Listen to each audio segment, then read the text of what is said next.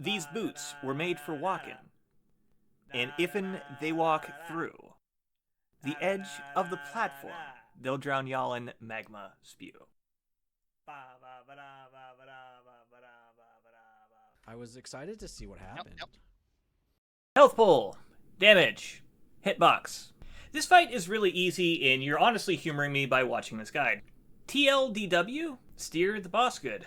Do your best to crash him into active volcanoes. Add spawn, pile them up and zug them down under his feet. Avoid obvious ground hazards. Heal through the raid damage. Repeat this until he reaches 25%.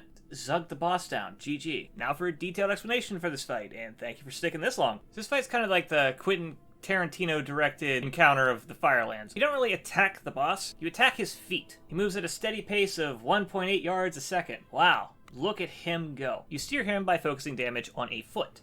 Left turns left, right turns right. When the bar goes all the way to one side, he is committing to a full turn. These have rest stops. This commits to a full 60-degree turn to this direction. He can only move forward, if like no activity, in 6 directions. Like this. Or if balanced evenly damage between the two, causing him to go straight. It is not a bad idea to constantly be doing damage to him, so long as you can bounce it out when you need to.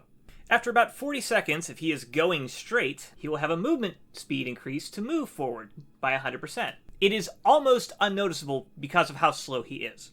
And the devastating mechanic, oh man, if he reaches the edge of this splotched-looking platform, he will drink in the lava, turn around, and then spew it all over the raid, leading to a wipe. Or just mosey on across the room if you did all this to blow all your cooldowns to get a healing parts for some reason. 20 seconds in, and every 30 seconds after, he will do something called Concussive Stomp. This will do raid-wide AoE damage, as well as cause slightly delayed 3 volcanoes to spawn. 30 seconds in, and every 15 seconds after, he will heat one of these volcanoes. 5 seconds after they are heated, they will start casting Eruption. This will affect 5 random people in your raid, 2 on 10 man, with the Eruption debuff that increases fire damage taken, stacking over time. Walking him over an active volcano stops this from occurring, and removes 10 obsidian armor from his stack count, starting at 80% damage taken reduction since the fight began.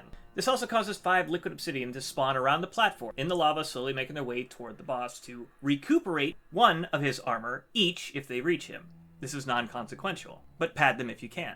Beyond that, specifically for active volcanoes, any volcano that is walked over will have the following occur. A crater of magma will exist in its place for a full minute. 15 seconds after being crushed, magma will flow out of the crater, indicated by some weird molten pot cauldron thing. This will span out slowly in the pattern of a star.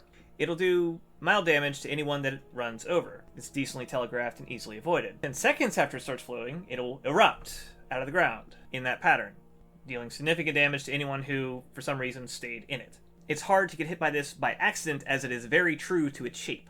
And no matter what volcano he hits, he will acquire 2 stacks of molten armor. This increases the damage of his effects by 5% per stack. It is slowly diminished over time. Every 15 seconds, a stack will fall off. That's volcanoes. Now for the adds. Every 23 seconds, he will summon insert add Rhyolith. He'll start with fragments. It'll be spark, and it'll alternate between the two every 23 seconds. Fragments of Rhyolith spawn in groups of 5. These spawn 7 yards from random players. These should unquestionably be stacked up and killed under the boss. If these are left alive for 30 seconds, they will charge at random players and deal a percentage of their health as damage to them. This should be a non-factor, as these things can be killed clumped up in 6 seconds. The other adds spark a Rhyolith. You can debate whether to bring it into the murder pile, but I will wholeheartedly advocate for bringing it into the murder pile. It pulsates damage to anyone within 12 yards of it every second. Starts off very mild.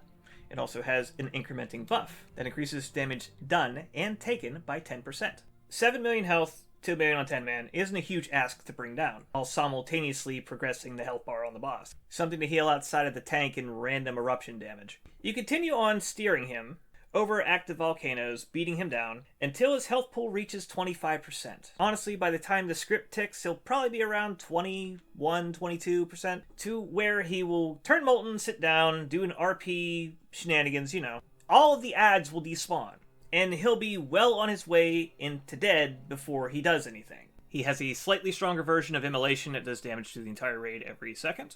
Every 8 seconds, he'll produce a disco laser that will move around and do damage to anyone at the end of it, 5 yards. These abilities benefit from stacks of molten armor he is carrying in from the previous phase. But if you're doing it appropriately, it should be well below a dozen and completely manageable. And he should die in under 30 seconds at this point.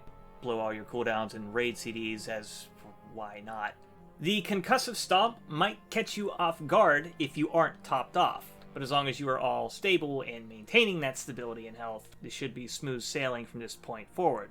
The only thing scary about this phase is if your phase 1 lasted long enough to have like 24 stacks of molten armor. Surely there's not going to be a log resembling that.